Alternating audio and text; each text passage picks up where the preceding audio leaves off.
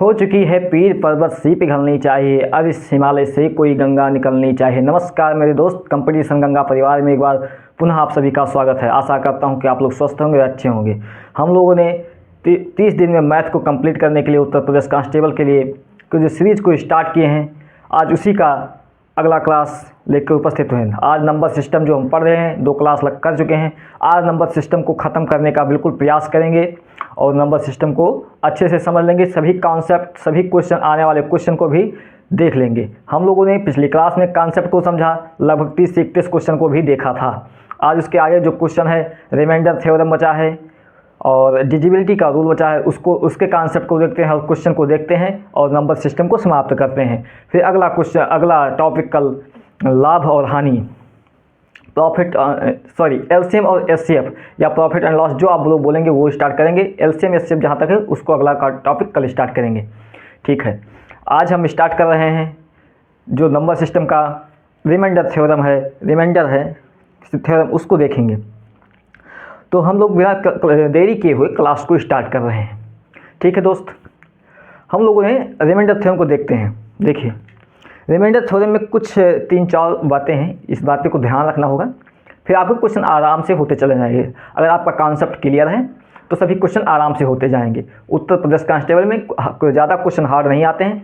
आपके remainder theorem डिजिबिलिटी rule से question हर हाल में पूछे ही जाते हैं। हर बार के एग्जाम में मैंने एनालिसिस किया है, जिसमें देखा हूँ कि हर बार आपके यहाँ से क्वेश्चन पूछे जाते हैं। तो रिमाइंडर थ्योरम जो है, रिमाइंडर थ्योरम को पढ़ते हैं। तो भगवान राम का नाम लेकर क्लास को शुरू करते हैं। जय श्री राम। देखिए, रिमाइंडर थ्योरम पहला देखते हैं।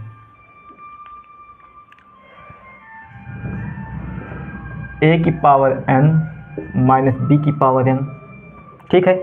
a की पावर n माइनस b की पावर n, ठीक है, जहां n ऑड हो, ठीक, या इक्वल टू ऑड। दूसरा देख लेते हैं। दूसरा क्या है?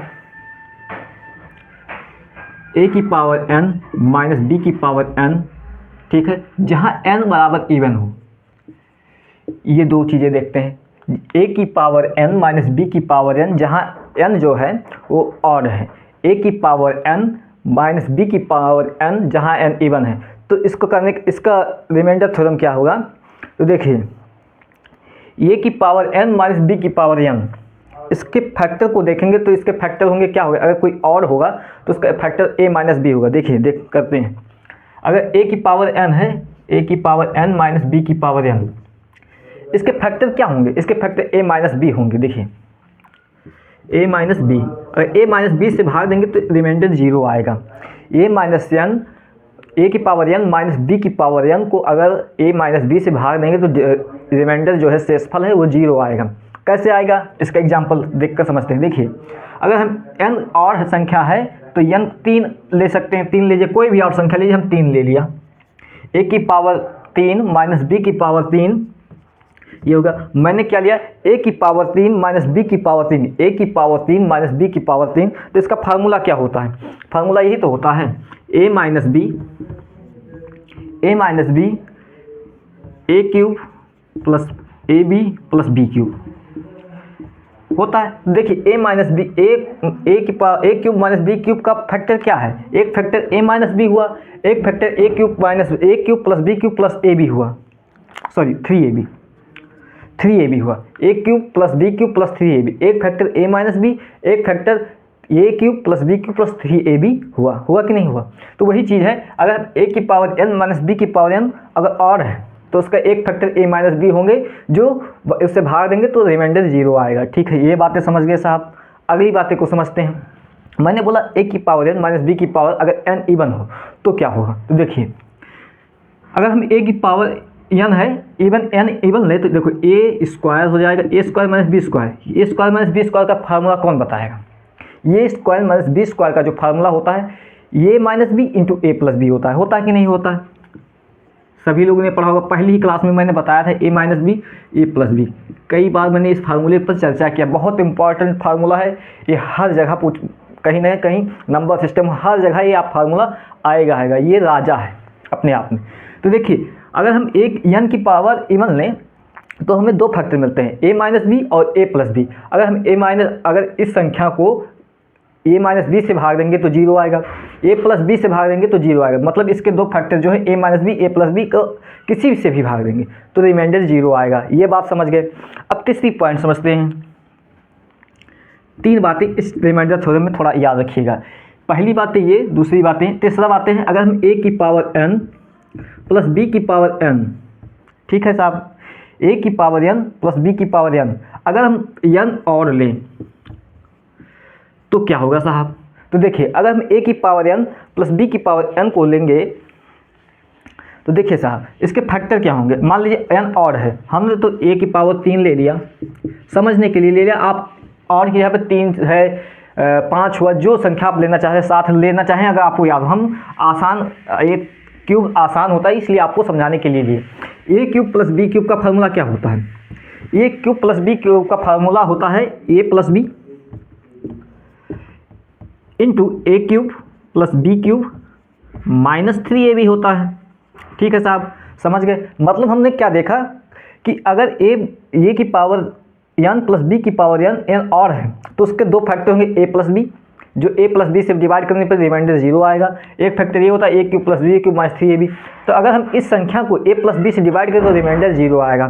ठीक है साहब, ये तीन बातें हम समझ गए, तो इसको नोट कर लीजिए, फिर आगे समझते हैं।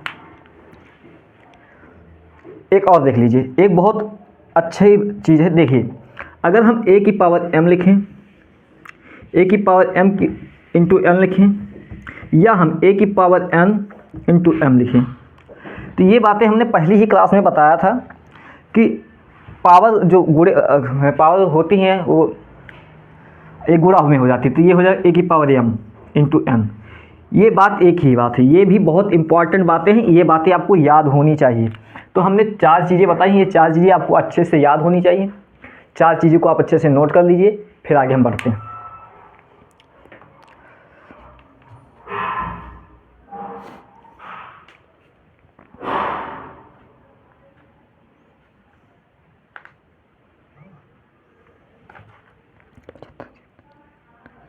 जय श्री राम, जय जय। ठीक है, नोट कर लिए।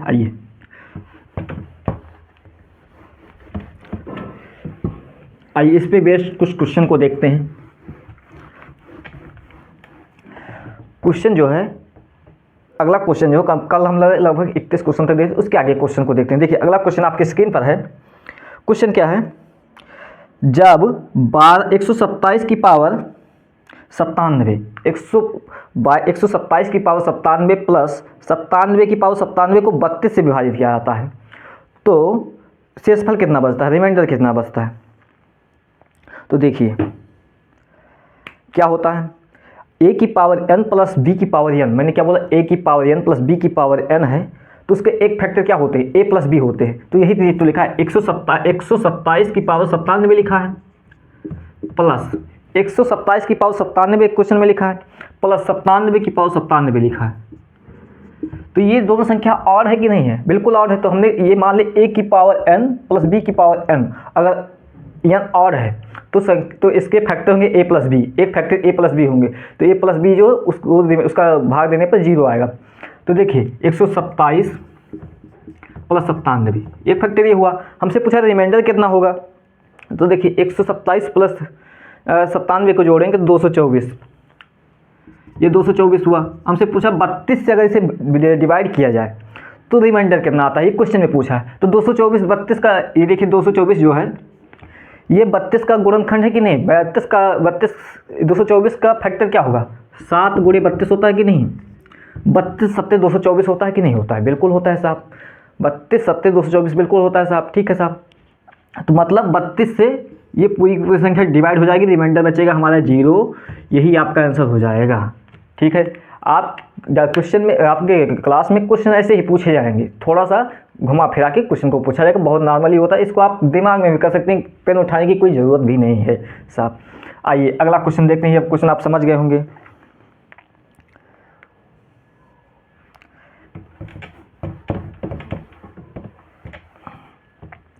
अगला क्वेश्चन जो आपकी स्क्रीन पर है, क्वेश्चन क्या है पढ़िए।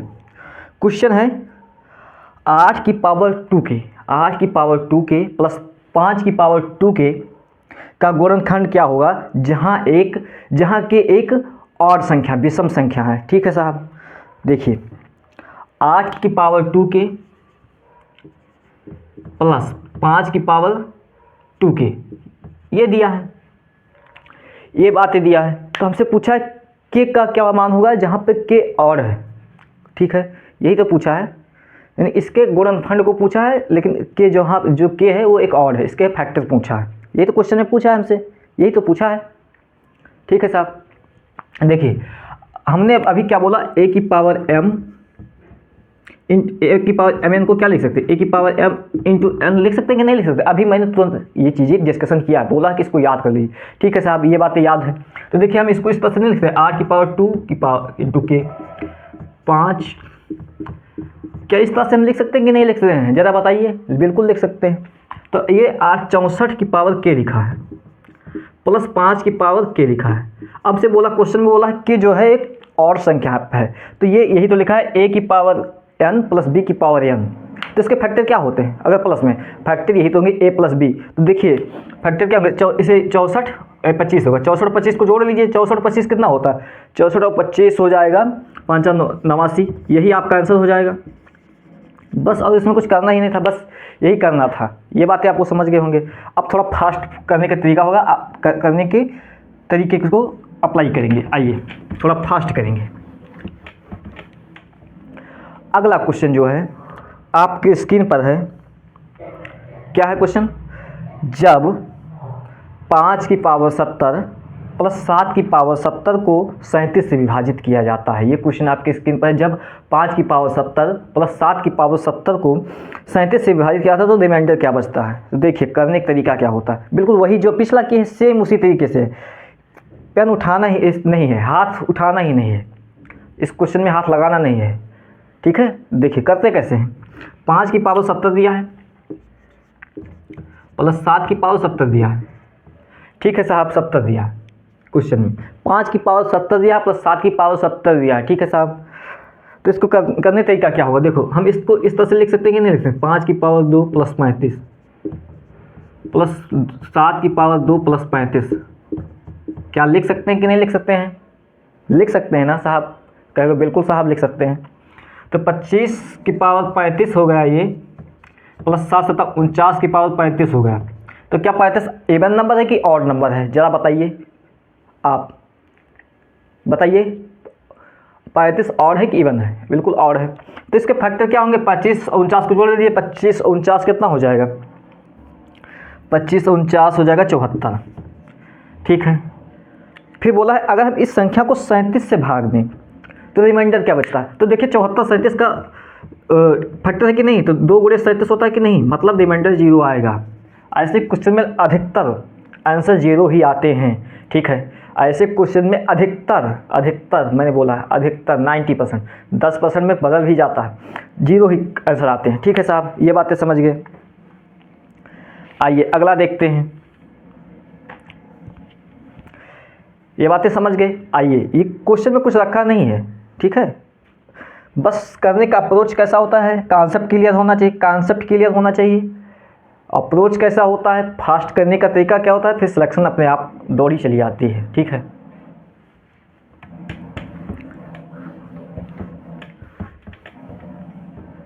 आइए अगला क्वेश्चन देखते हैं।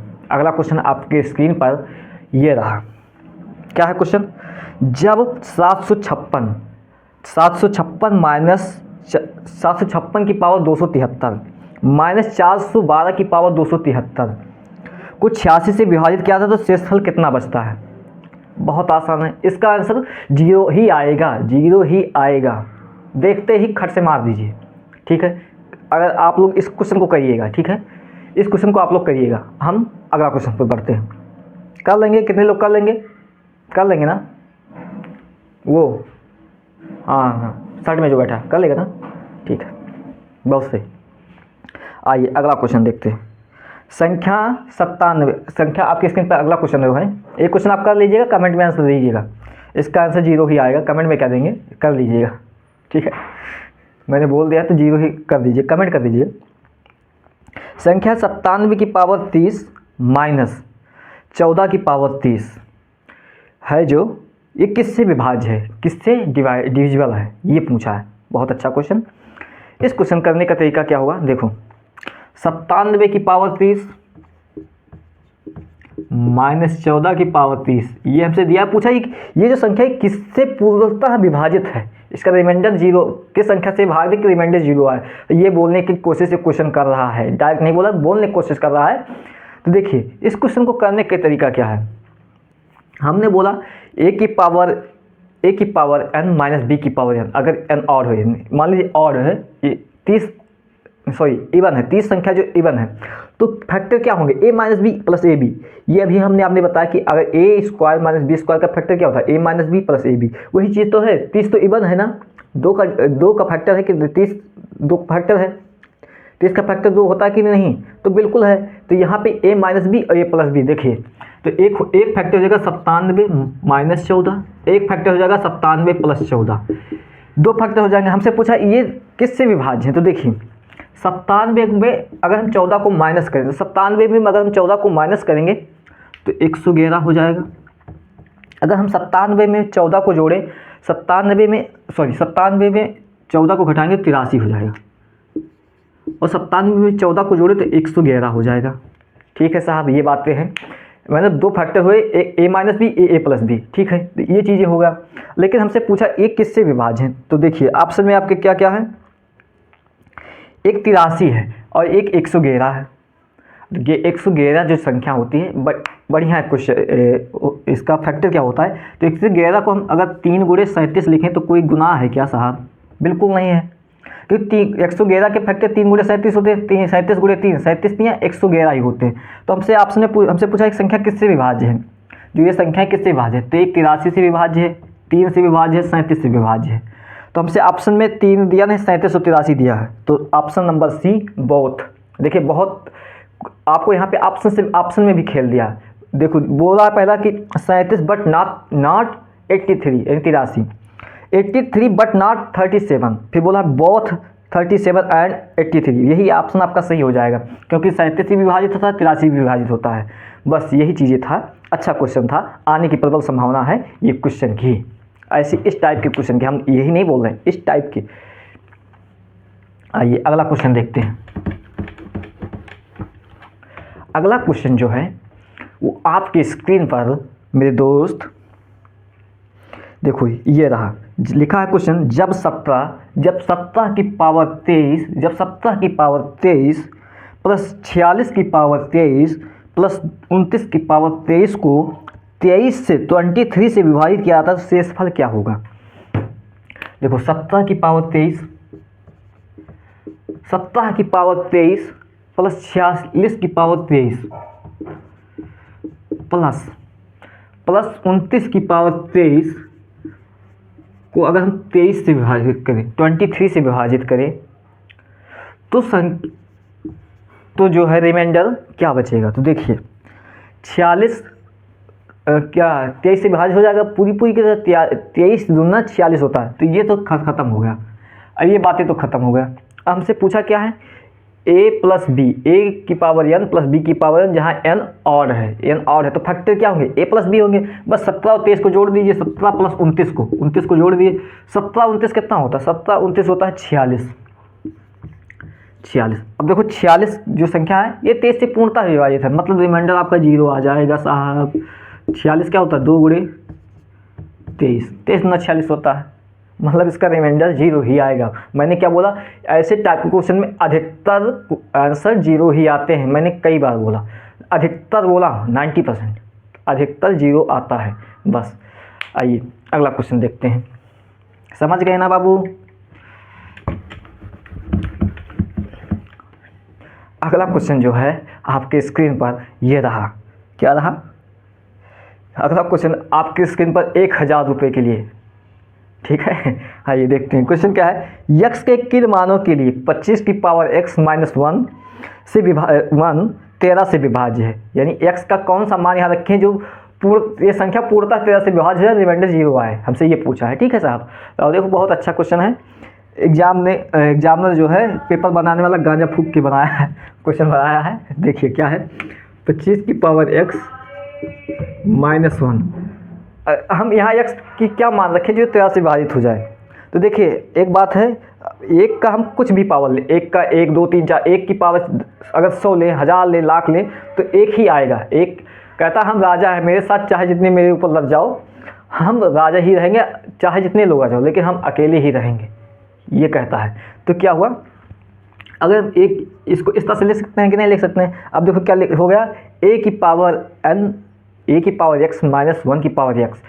अगर इसको हम 13 से डिवाइड करें तो x का मान क्या होगा, ठीक है। तो देखो अगर हम 13 से विभाजित करने के लिए, तो देखो 13 26 है, अगर हम इसको 26 करें, अगर 25 में एक जोड़ दें 26 है तो 13 से पूर्णतः विभाजित होता है। देखिए करने का तरीका क्या होता है, हम दिमाग, ये मेंटली क्वेश्चन है। तो क्वेश्चन क्या होता है, अगर हम 25 में अगर एक जोड़ दें 26, तो 26 13 से डिवाइड है, तो मतलब ये संख्या यहाँ पे हमें +1 लाना, 26 लाना होगा। तो किस तरह से लाएं, अगर हम 25 माइनस 1 करें तो संख्या 24 होगा। तो 13 24 से डिवाइड नहीं है। ये चीज़ें आपके दिमाग में सोचना ही चाहिए, अगर आपका दिमाग चलता है तो ये बात सोच लिया। तो हम देखते हैं कि हम क्या ऐसा करें कि 25 की पावर कि ये 26 बन जाए। अगर हम 25 + 1 से जो है, 25 + 1 जो है 26 पूर्णतः 13 से विभाजित है साहब, बिल्कुल 26 13 से विभाजित है। तो अब x जो है, अगर x को इवन लें, ठीक है, अगर हम x को इवन लें तो देखो x को इवन लें, 25 इवन लेंगे तो दो फैक्टर बनते हैं। क्या क्या बनते हैं फैक्टर, a माइनस बी और a प्लस बी। तो एक तो 25 माइनस 1 हो जाएगा और एक 25 + 1 हो जाएगा। तो ये 26 तो बन ही जा रहा है। तो मतलब x की पावर इवन लेंगे तभी दो फैक्टर बनेंगे, तभी जाकर ये होगा। मतलब यहाँ पे आपका ऑप्शन जो हो जाएगा, ये ऑप्शन जो हो जाएगा इवन वैल्यूज ऑफ x, आपका ऑप्शन नंबर सी जो है इवन वैल्यूज ऑफ x, यानी x के इवन वैल्यू ही लेंगे तभी जाकर ये पूर्णतः 13 से विभाजित होगी। बस ये बातें याद रखना चाहिए कि हम, ये बातें आपको याद होना चाहिए, बस इसके आगे कुछ सोचना ही नहीं है।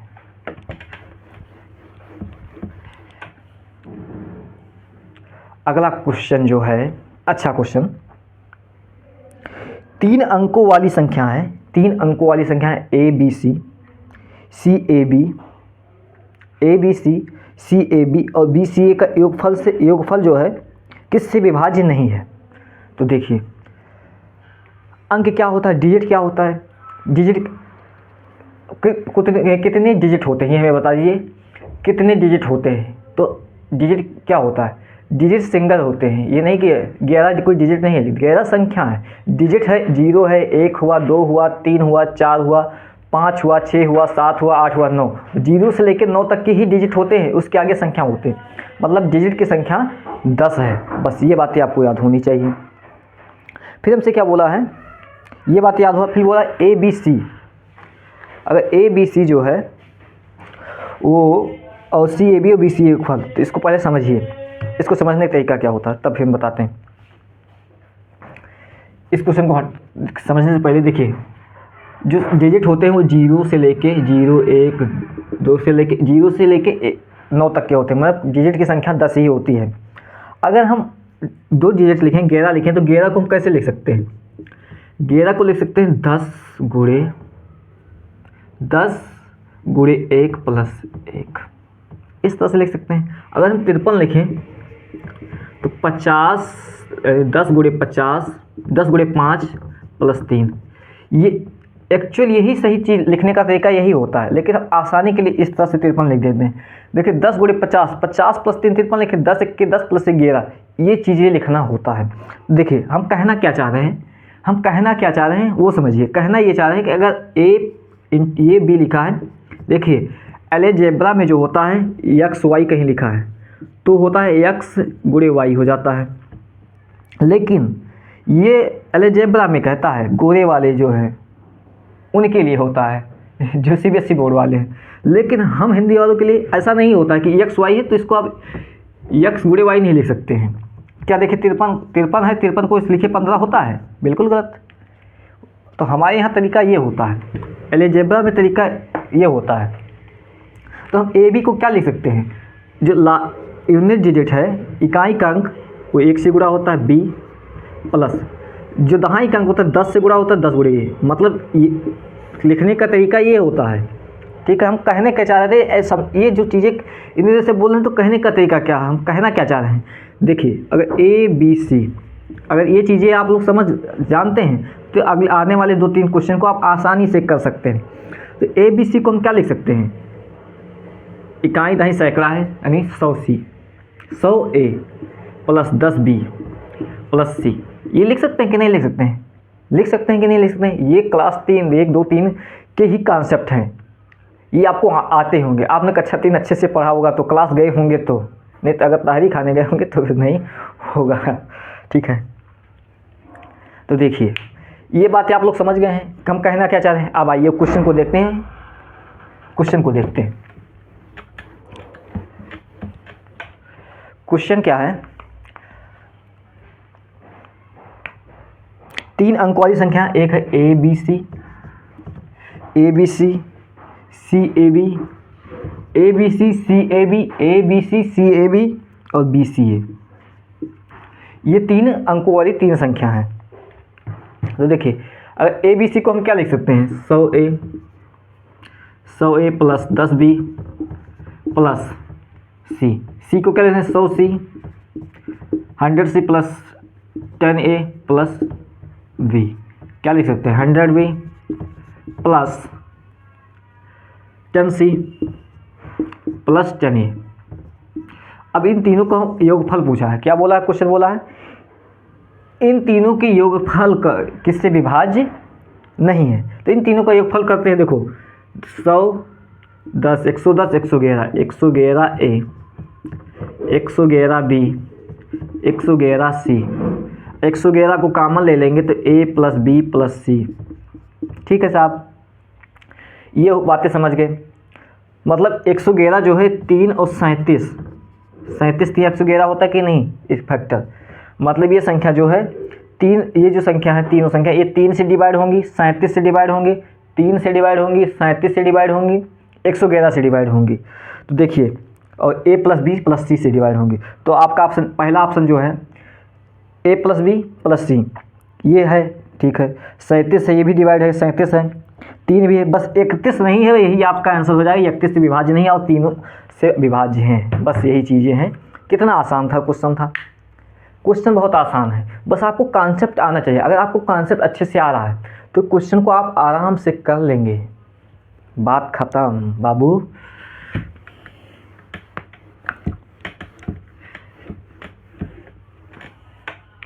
हाँ आइए अगला क्वेश्चन देखते हैं, बहुत प्यारा क्वेश्चन। अगला क्वेश्चन आपके स्क्रीन पर ये रहा। क्वेश्चन क्या है, A B A B A B A B A B A B और ए बी, देखो A B A B A B ये दिया है, ठीक है। फिर बोला है ए बी के रूप में 6 अंकों की संख्या हमेशा विभाज्य नहीं है, विभाज्य नहीं है। अब इसको करने के लिए क्या होगा, वहाँ पे तो कर लिया, इसको करने के क्या है तरीका, देखिए हम बताते हैं, बहुत अच्छा चीज़ बताने। 111 जो है, बार बार मैं 111 बोल रहा हूँ, बहुत स्पेशल नंबर होता है 111। जब नंबर सिस्टम आप डिटेल से पढ़ेंगे तो 111 हुआ, 1001 हुआ, ऐसे संख्या हैं जो बहुत स्पेशल होते हैं, वो आपको याद रखना होता है। इसको आप यहाँ पे याद रखिए, 111 बहुत स्पेशल नंबर, इसके फैक्टर होते हैं 3 × 37।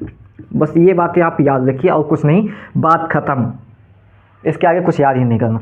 111 जो है 3 × 37 का 3 × 37 होता है इसका फैक्टर, ठीक है।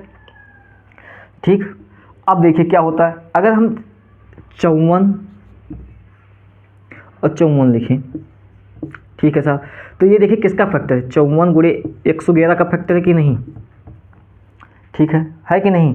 मतलब कोई संख्या को डबल बार लिख रहे हैं तो उसके फैक्टर क्या होंगे, 111 एक फैक्टर होगा ही होगा।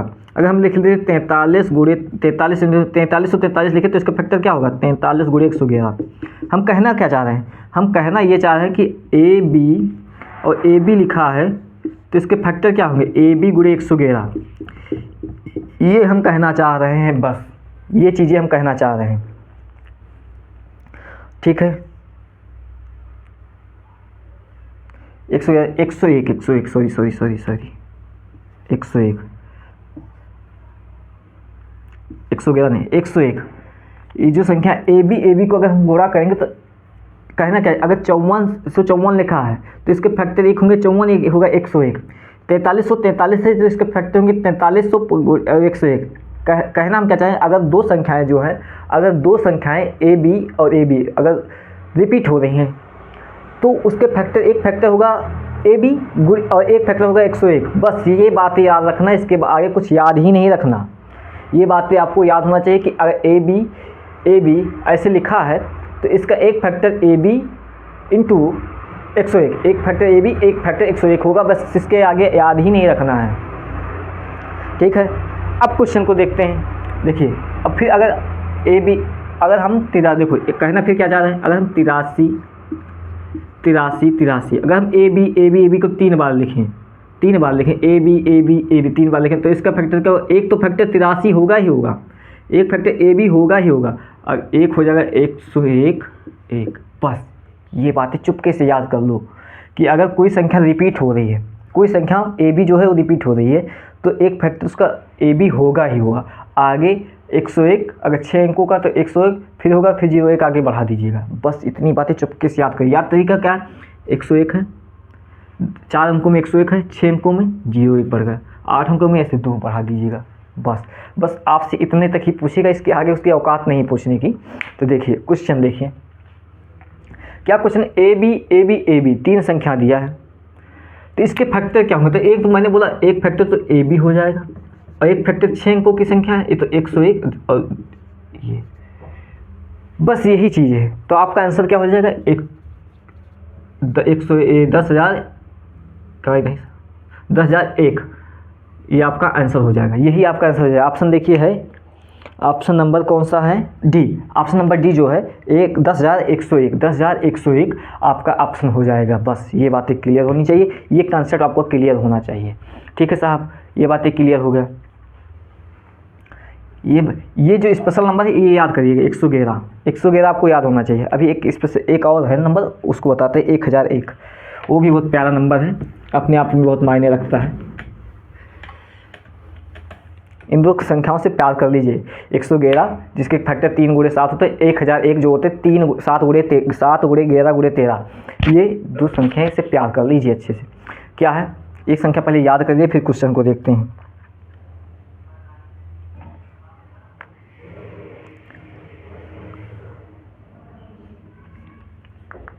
क्वेश्चन क्या है पहले देखिए, क्वेश्चन है तो 1001, जो 1001 है बहुत प्यारी संख्या है। इसके फैक्टर क्या होते हैं, 7 × 11 × 13। क्या है, तीन विषम अभाज्य संख्या, 3 विषम अभाज्य संख्या जो हैं इसके फैक्टर होते हैं।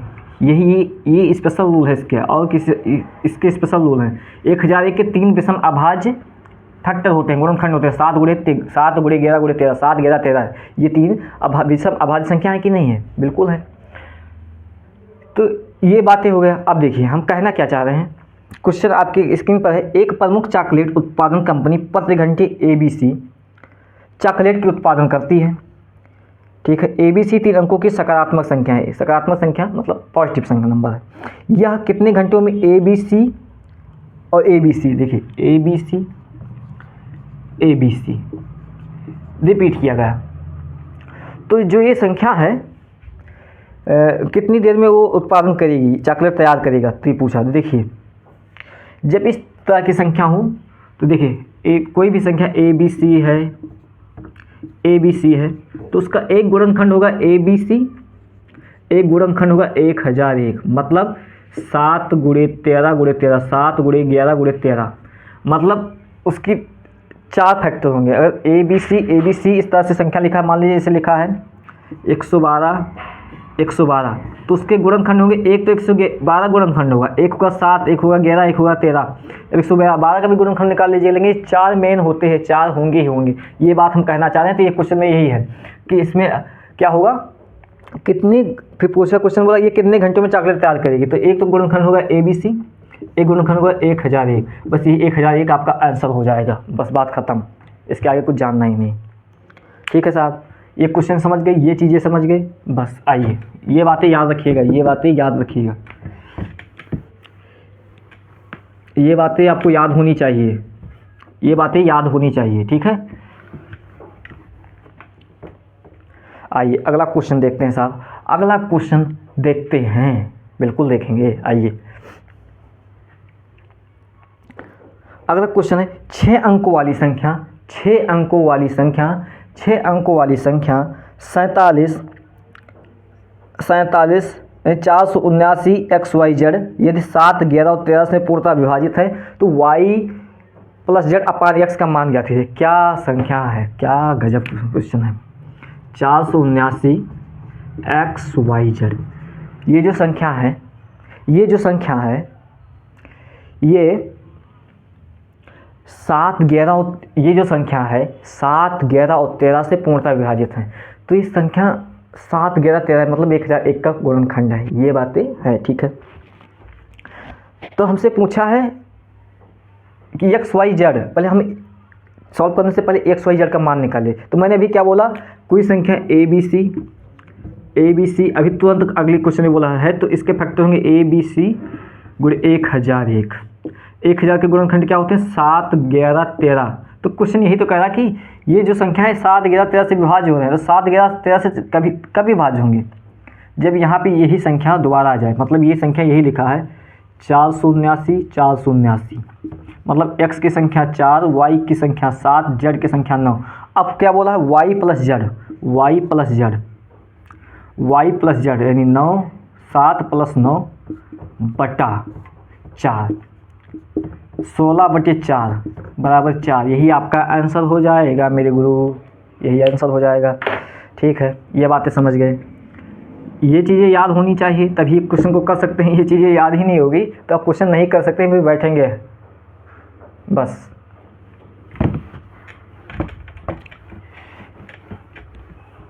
क्योंकि आज क्वेश्चन को, आज नंबर सिस्टम को समाप्त करना, क्योंकि हमें 30 दिन में ही, 30 क्लास में ही पूरे चैप्टर को, पूरे कंप्लीट सिलेबस को कंप्लीट करना है। इसमें थ्योरी है, क्वेश्चन भी है, कॉन्सेप्ट भी, सब क्लियर करना है। इसलिए फास्ट पढ़ा रहे हैं। आप भी फास्ट करने का तरीका करिए कि आपके पास इतना टाइम नहीं बचा है। 18 फरवरी को आपका एग्जाम है।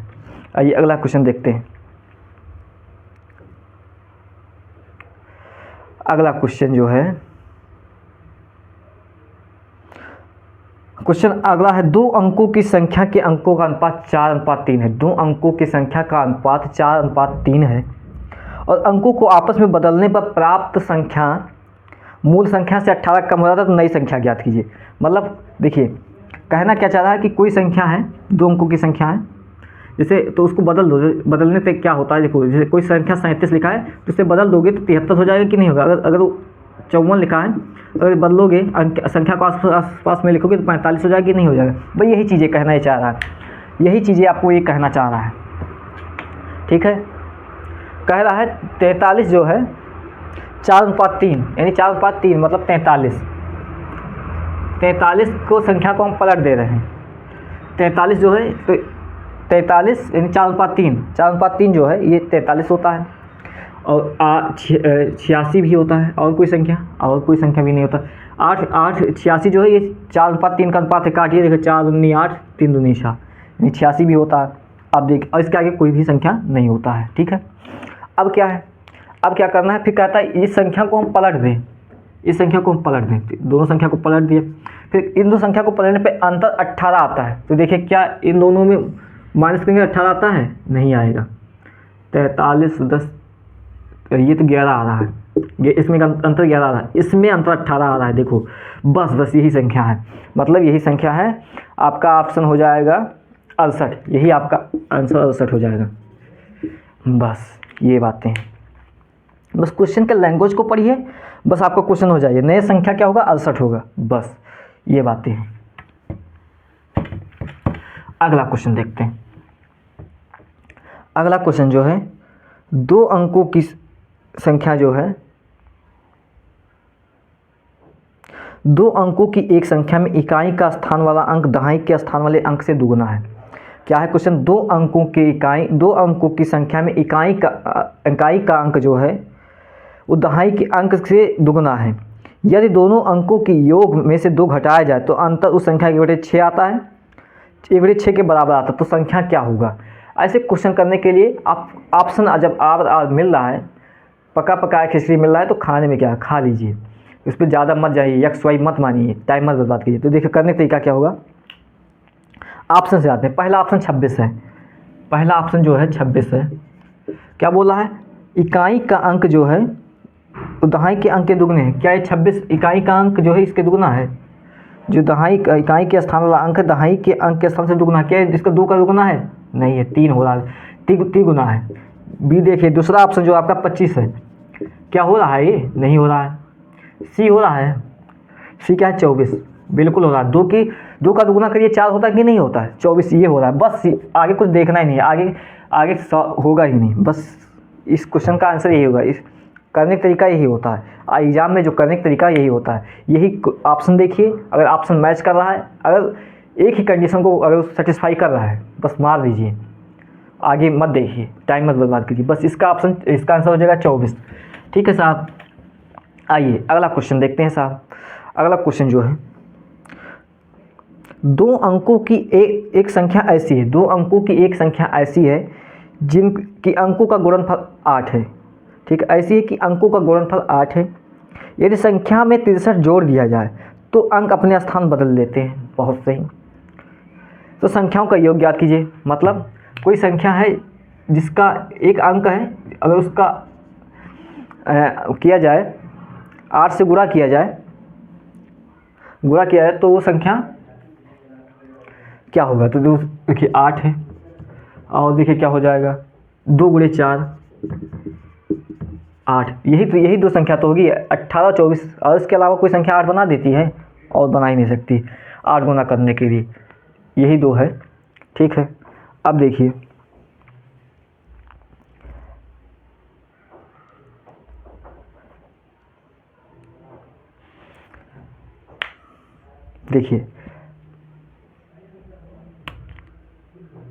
क्वेश्चन क्या, यदि इन संख्याओं में 63 जोड़ दिया जाए, 24 में 18, ये संख्या हो गया 18, एक हो गया 24। अगर हम 18 में 63 जोड़ें तो 63 और 18 जोड़े तो कितना होगा? 63 18 81, बस सेटिस्फाई होगा। बोला है कि अगर इन संख्याओं में हम 63 जोड़ दें तो संख्याएं जो अपना है वो स्थान बदल लेती हैं। तो बदल ली, देखो 24 बदलती है अपना स्थान कि नहीं बदलती हैं? नहीं बदलेंगी। 4 3 7 हो जा रहा है, नहीं बदल रही, मतलब ये चीज़ें नहीं होगी। बस बात ख़त्म, बस यही चीज़ें था। तो आपका फिर ये होगा, बोलते कि अगर इसमें संख्या में हम 63 जोड़े तो संख्या जो है वो अपना स्थान बदल लेती है। तो बदल रही कि नहीं? एक इधर आ रहा, 8 इधर, क्या चीज़ हो जा रहा है। फिर बोला है इन 2 संख्याओं का योग क्या होगा? तो 8 प्लस 1 क्या होता है? 9। यही आपका आंसर हो जाएगा। बस इसके आगे जानना ही नहीं। ठीक है साहब, ये बातें समझ गए। चलिए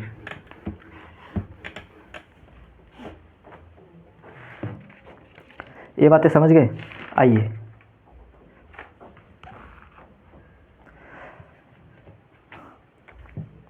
कुछ रूल हैं, उस रूल को देख लेते हैं। लेकिन इससे पहले 2-3 क्वेश्चन हैं प्रीवियस ईयर के, वो क्वेश्चन को देख लेते हैं। तब उसके बाद एक लास्ट जो आपके नंबर सिस्टम में बचा है, डिजिबिलिटी का रूल, 2 के फैमिली का रूल, 3 के फैमिली का डिजिबिलिटी रूल और 11 के डिजिबिलिटी के रूल, इसको देख लेते हैं। बस से आपका क्लास जो है समाप्त हो जाएगा।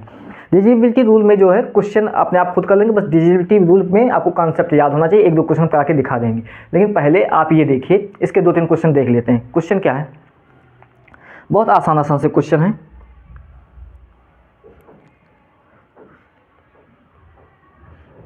एक क्वेश्चन है, ये देख लीजिए। 2 अंकों की संख्या में इकाई के अंक दहाई के अंक से 4 अधिक है।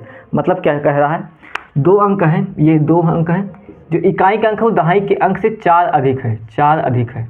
ठीक है, ये कह रहा है। और संख्या का और उसके अंकों की योग का गुणनफल जो है वो 826 के बराबर है। ठीक है, 826 के बराबर है। तो संख्या में से किन संख्याओं के बीच स्थित होगी? तो देखिए कौन सी संख्या लें जो हो जाती है। देखो 5 और 4 9 होता है। अगर हम 59 लें तो देखो ये संख्या 4 अधिक है कि नहीं अधिक है? बस इतनी चीज़ें हम पकड़ लिए। तो देखिए क्या होता है, तो 9 5 जोड़ेंगे तो 14 होता है कि नहीं होता है? 14 हो गया। अब हमसे बोला है उनकी योग का गुणनफल जो है, योग का 14 गुणे 59 योग, और ये संख्या का गुणनफल जो है 826 के बराबर है। तो 14 4 9 36, हाँ मतलब ये 59 जो है यही तो सेटिस्फाई कर गया, बस आपका आंसर यही हो जाएगा। मतलब आपका ऑप्शन होगा 55 और 60 के बीच, 55 और 60 के बीच में 59 आता है कि नहीं, 55 और 60 के बीच में 59 आता है, यही आपका आंसर हो जाएगा। बस ये बातें याद रखना है, ठीक है। अब थोड़ा फास्ट करते हैं, सब प्रीवियस ईयर के क्वेश्चन हैं, ये चीज़ें आप लोग को हम कराए होंगे जब प्रैक्टिस करा रहे थे, और ये कर भी ले होंगे। आइए अगला क्वेश्चन देखते हैं।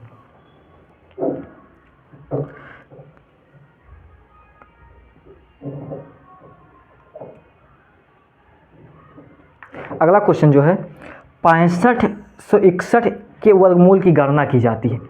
6561 के वर्गमूल की गणना की जाती है। क्वेश्चन ये है, यह संख्या अपने ही वर्गमूल से विभाजित होती है, परिणाम ज्ञात कीजिए। बहुत अच्छा क्वेश्चन।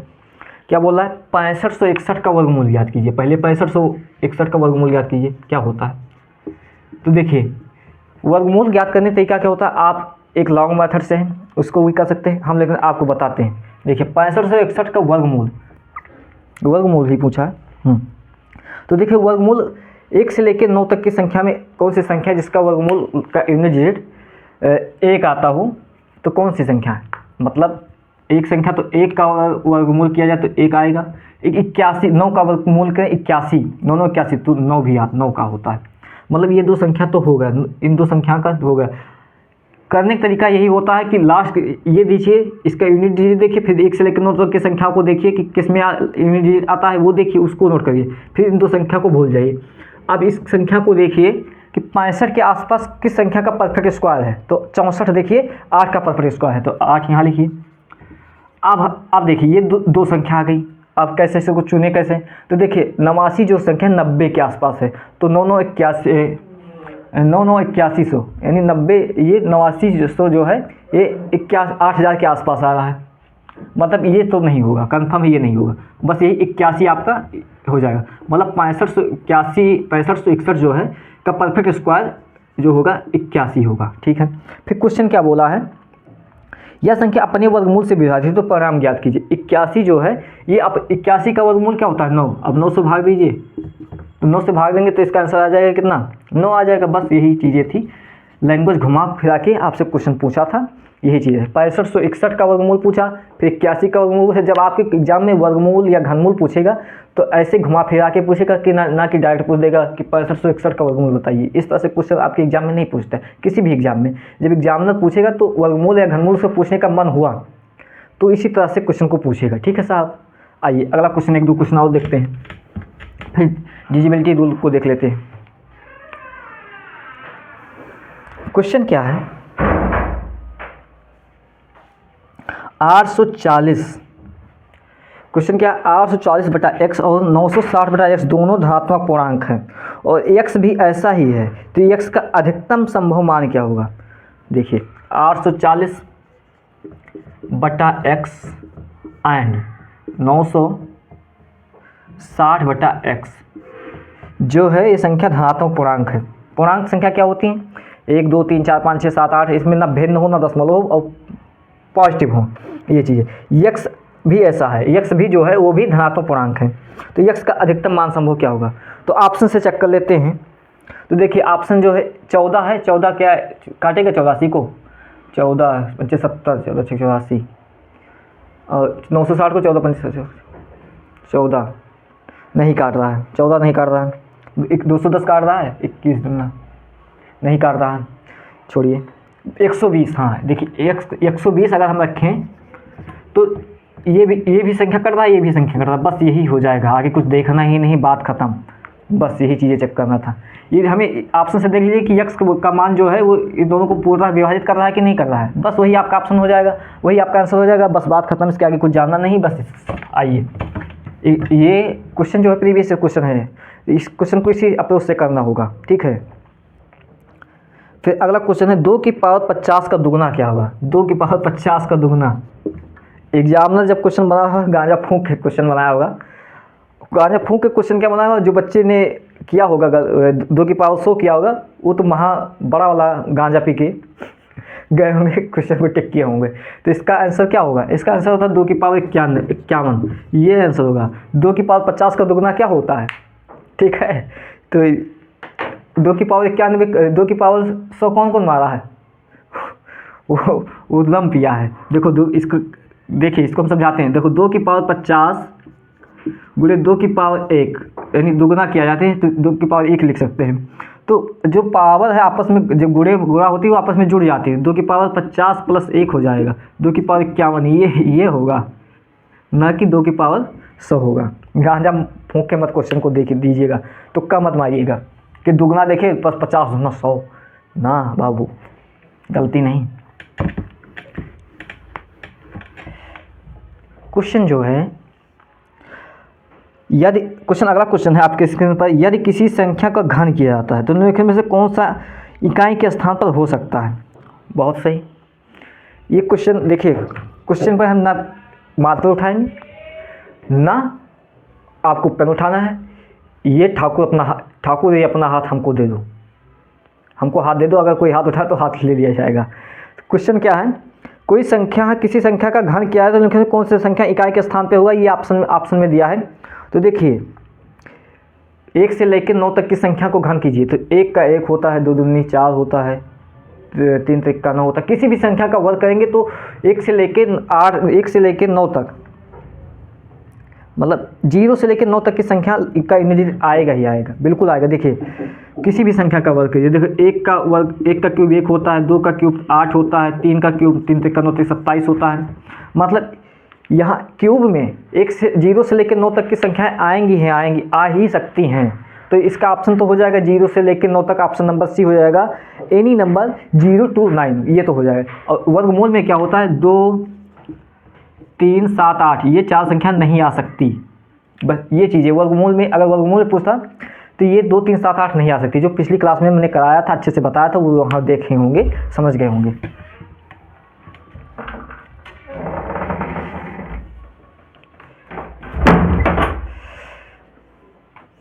आइए अगला देखते हैं। अगला क्वेश्चन जो है, अच्छा क्वेश्चन, निम्नलिखित में से कौन सा 2 पूर्णांकों का न्यूनतम योग है जिसका गुणनफल 64 है? ठीक है, बोला है ए बी जो है 64 के बराबर है। ठीक है साहब, ए बी जो है ये 64 के बराबर है, ए बी जो 64 के बराबर लेंगे, इसका न्यूनतम, सॉरी, ए बी जो 64 है, इसका ए प्लस बी जो है, ए प्लस बी न्यूनतम मान, मिनिमम मान क्या होगा? तो हमें ए और बी निकालना होगा। तो ए बी निकालने के लिए देखिए 64 निकालने के 1 गुणे 64 हो सकता है, 32 गुना 64 हो सकता है। ठीक है साहब, फिर 3 से होगा, 3 नहीं 16 चौको 64 होता है, 4 गुणे 16 होता है, 8 गुणे 8 होता है। ठीक है साहब, मिनिमम मान पूछा है तो इसका मिनिमम मान, तो आपका ही आंसर हो जाएगा कौन सा? 16, आपका 16 हो जाएगा। 8 प्लस 8, ए का मान 8, बी का मान 8, तो 8 8 16, यही आपका आंसर हो जाएगा।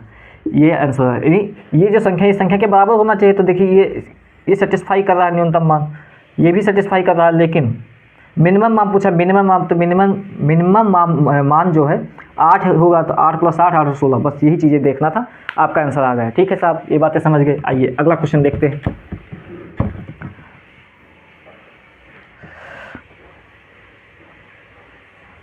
अगला क्वेश्चन जो है बहुत अच्छा क्वेश्चन है। अगला क्वेश्चन क्या है, वह न्यूनतम संख्या ज्ञात कीजिए जिससे 1200 एक पूर्ण वर्ग है। पूर्ण वर्ग बनाने के लिए गुणा किया जाना चाहिए। ये हम प्रैक्टिस जब पहला कराते उस दिन क्वेश्चन को डिस्कशन किए थे, तो ये क्वेश्चन डिस्कशन किए थे, यहाँ भी कर दे रहे हैं। तो इस क्वेश्चन को आप कर लीजिएगा। इसमें क्या होगा, 12 को 3 से गुणा करेंगे, 12 3 36 बनता है, 36 का स्क्वायर होता है 60, तो 60 इसका आंसर हो जाएगा। ये आप क्वेश्चन कर लीजिएगा। ठीक है, फिर अगला क्वेश्चन जो है, नीचे दी गई संख्याओं, हाँ देखिए अगला क्वेश्चन, 256 के वर्गमूल 16 के वर्गमूल के गुणन 256 के वर्गमूल और 16 के वर्गमूल का गुणनफल ज्ञात करिए और परिणाम का वर्गमूल ज्ञात करिए। ठीक है, देखो क्वेश्चन, ये क्वेश्चन अच्छा है, क्वेश्चन अच्छा नहीं है, बहुत घटिया क्वेश्चन है। क्वेश्चन आप कर सकते हैं। 256 किसका वर्ग होता है? 16। ठीक है, फिर 16 का वर्गमूल कितना होता है? 4 होता है। इन दोनों का पूछा है, गुणा कर दीजिए, 16 चौको 64। अब इसका वर्गमूल कितना है? 8। एग्जामिनर जो क्वेश्चन बनाया था पेपर सेट करने वाला बहुत गांजा पी के क्वेश्चन बनाया था, घटिया क्वेश्चन पूछा। क्वेश्चन देखिए क्या पूछ रहा है, गुणा पूछ रहा है, वर्गमूल पूछ रहा है, वो भी कितने आसान क्वेश्चन के संख्या का वर्गमूल पूछ रहा है। तो इतना आप लोग कर ही सकते हैं। वैसे से क्वेश्चन को आप छोड़ के आएंगे, गलत करके आएंगे तो आप महामूर्ख हैं। वर्दी का सपना मत देखिए, ठीक है बाबू।